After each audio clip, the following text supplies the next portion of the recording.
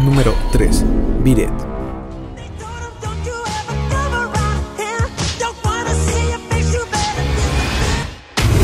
Es la tercera canción del álbum Thriller de 1982. Después de su quinto álbum de estudio llamado Off the Wall, Michael Jackson había causado sensación en un sector de la población, destacando por su música, baile solista y coreografías masivas. Quincy Jones animó a Jackson para que incluyera una canción rock en el álbum. Jackson aceptó, pero con la condición de que el tema fuera algo que él mismo compraría si fuera una tienda de discos, además de querer que fuera disfrutable para todo el público. Quincy contactó a Eddie Van Halen para invitarlo a colaborar, y aunque al principio Eddie creía que era una broma y le colgó 3 veces el teléfono, al final aceptó participar con la condición de no aparecer en los créditos y no recibir ningún pago, ya que bajo contrato tenía prohibido hacer proyectos como solista. Pero aprovechando que sus compañeros de la banda estaban de vacaciones, se presentó a grabar.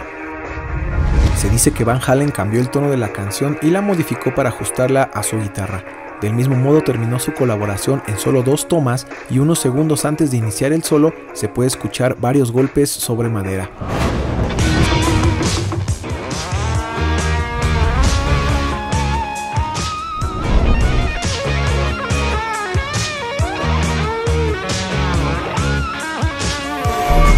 Unos afirman que fue un técnico tocando la puerta de la sala para saber si estaba ocupada.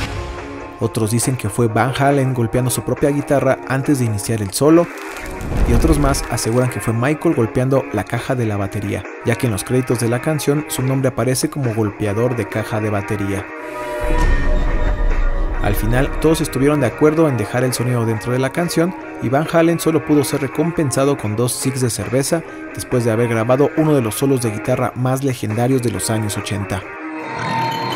El video musical fue dirigido por el director cinematográfico Bob Giraldi, y la coreografía se realizó con ayuda del bailarín Michael Peters.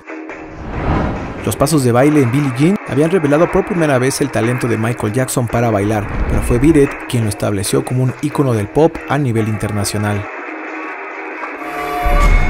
El video comienza con los miembros de las 2 bandas corriendo la voz para reunirse y pelear entre ellos.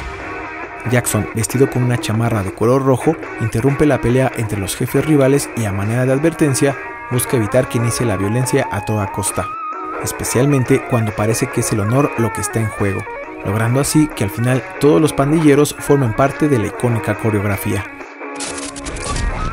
El hermano de Michael, Jermaine Jackson, afirma que la idea conceptual de Beat It fue inspirada en las pandillas de Indiana, de las cuales la familia Jackson llegó a presenciar 3 peleas entre grupos rivales. También se dice que en la línea Don't Be a Macho Man, Michael expresa su rechazo hacia la justificación que muchos tienen para cometer abusos por querer demostrar fortaleza, posiblemente inspirado en los abusos que sufrió Michael durante su infancia a manos de su propio padre, Joseph Walter Jackson. La grabación del video musical fue realizada en el barrio de Skid Row de Los Ángeles, en donde era muy popular la rivalidad entre 2 pandillas callejeras, los Crips y los Bloods.